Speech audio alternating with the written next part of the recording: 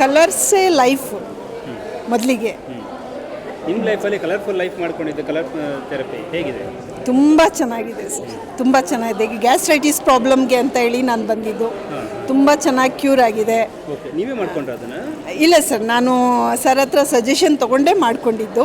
ಅಲ್ಲ, ನಿಮ್ಮ ಅಪ್ಲೈ ಮಾಡಿದ್ರೆ ಅದನ್ನು? ಎಸ್ ಸರ್, ಮಾಡಿದ್ದೀನಿ. ವರ್ಕ್ ಆಯ್ತಾ? ವರ್ಕ್ ಆಗಿದೆ. ಆ್ಯಂಡ್ ದೆನ್ TM ಕೂಡ ತುಂಬ ಚೆನ್ನಾಗಿ ಕಲ್ತ್ಕೊಂಡಿದ್ದೀವಿ. ಇಲ್ಲಿ ಬರೀ TM ಅಂದರೆ ಟ್ರೆಡಿಷನಲ್ ಎನರ್ಜಿ ಮೆಡಿಸಿನ್ ಕೋರ್ಸ್ ಅಷ್ಟೇ ಅಲ್ಲ, ಸಂಪೂರ್ಣ ಜೀವನ ಕೌಶಲ್ಯವನ್ನು ಕಲಿಸ್ಕೊಡುವಂತಹ ಕಾರ್ಯಕ್ರಮ ಇದು. ಇನ್ಮೇಲೆ ಹೆಂಗೆಂಗೋ ಬದುಕ್ಬಿಟ್ರೆ ಇನ್ಮೇಲೆ ಹಿಂಗೆ ಬದುಕಿ ಅಂತ ಲೈನ್ ಹಾಕ್ದಂಗಿದೆ ಇದು. ಖಂಡಿತ ಸರ್, ಖಂಡಿತ. ಇನ್ನೊಂದಷ್ಟು ವರ್ಷ ಬದುಕಬೇಕಾ ಹಿಂಗೆ ಬದುಕಿ ಅಲ್ವಾ? ಹೌದು ಸರ್, ಹೌದು.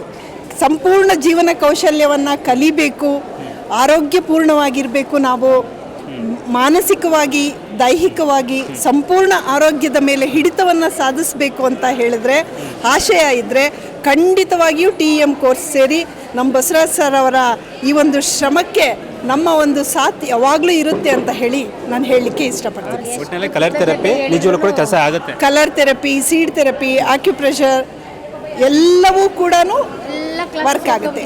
ಎಸ್ಪೆಷಲಿ ಮುದ್ರಾ ತುಂಬ ಚೆನ್ನಾಗಿ ವರ್ಕ್ ಆಗುತ್ತೆ. Thanks sir. ನಾನು ಬೆಂಗಳೂರಿಂದ ಮತ್ತು ಚಿತ್ರದುರ್ಗ ಎರಡು ಕಡೆನೂ ಇರ್ತೀವಿ ನಾವು. ವೀಣಾ ಶಿವಯೋಗಿ ಅಂತೇಳಿ ನನ್ನ ಹೆಸರು. Thank you sir.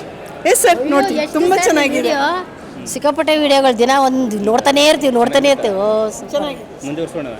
ಮುಂದುವರ್ಸ್ರಿ ಸರ್. ನೀವು ಮತ್ತಷ್ಟು ಅರ್ಥಪೂರ್ಣವಾಗಿ ಕಾರ್ಯಕ್ರಮಗಳು ಬರಲಿ ಅಂತೇಳಿ ಆಶಿಸ್ತೀನಿ ಸರ್. ನೀವು ಹಾಕ್ತಾ ಇರೋದು ನೋಡಿ ಎಷ್ಟೊಂದು ವಿಷಯ ನಮ್ಗೆ ಅದರಲ್ಲೇ ಗೊತ್ತಾಗ್ತಾ ಇದೆ. ಓಕೆ ಸರ್,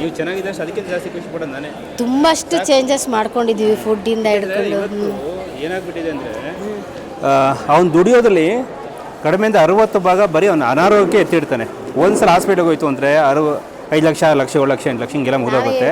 ಹಾಗಾಗಿ ಸಿಕ್ಕಿದ್ರೆ ಚೆನ್ನಾಗಿತ್ತು ಸರ್ ಅಂತೇಳಿ. ಯಾರು ಉಳಿಸ್ಕೊತಾ ಇದ್ರೆ ಇವಾಗ ಸಿಕ್ಕಿದ್ದಾರೆ ನಮಗೆ. 10 years ಬ್ಯಾಕ್ ಸಿಕ್ಕಿದ್ರೆ ಯಾರನ್ನ ಉಳಿಸ್ಕೊತಾ ಇದ್ರೆ ಇವಾಗ? ಅಲ್ಲಿ ನಾವೇ ಇನ್ನೂ ಇಂಪ್ರೂವ್ಮೆಂಟ್ ಆಗ್ತಾ ಇದ್ವಿ. ಕಮ್ಮಿ ಆಗ್ಬಿಡ್ತಾ ಇತ್ತು. ನಾವೇ ಇನ್ನೂ ಚೆನ್ನಾಗಿ ಆರೋಗ್ಯವಾಗಿರ್ತಾ ಇದ್ವಿ. ಈಗ ಸುಮಾರಷ್ಟು ಡಲ್ ಆಗಿದ್ವಿ ಅಲ್ವಾ? ಹೌದು. ಮಾತಾಡ್ಬೇಕಾದ್ರೆ ಎಷ್ಟೊಂದು ಜೋಶಲ್ಲಿ ಮಾತಾಡ್ತಿದ್ದೆ ಸರ್. ನನಗೇನು ಇದ್ರೂ ನಾನು ಹಿಂಗೆ ಇರ್ತೀನಿ, ನಾನು ಖುಷಿಯಾಗಿ.